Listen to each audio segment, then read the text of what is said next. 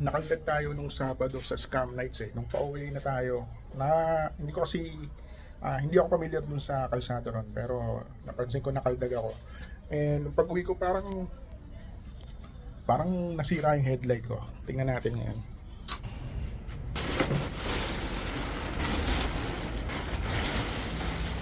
Andyan pa rin yung bahid nung ulan nung Scam Nights. Pakarumi. Napakarumi ng motor natin. On natin.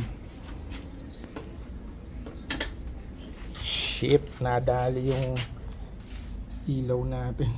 Bulag yung kabila.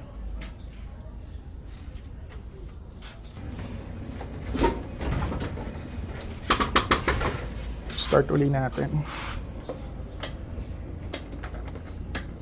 Ay, bulag.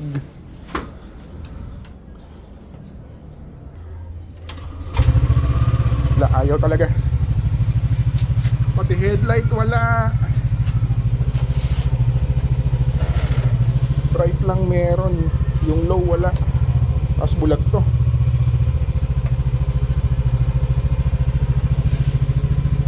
Dalhin ko muna to doon sa kaibigan nating mekaniko para mapagawa natin. Upod na. Galing pa Scam Nights to. Dumi, oh. Sobrang dumi. Palit tayo ng brake shoe. Tapos air filter. Naiuwi na natin tong Aerox V1 natin.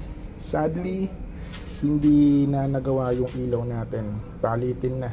Sabi nung mekaniko ko, bali ang napagawa na lang natin. Nagpalit tayo air filter, palit brake shoe, tapos nagpalit ng O-ring dun daw banda sa may torque drive. Kaya ayun, tapos pinalinis nga rin pala natin pang gilid. Kaya smooth na naman ang ating Aerox. Yun nga lang, nakakalungkot, walang ilaw. Kaya papalit ako ng stock headlight. Balik stock tayo. Kaya baka meron kayong kilala i-recommend na nagbebenta o napaglumaan na stock headlight ng Aerox V1, comment nyo na lang dyan sa baba.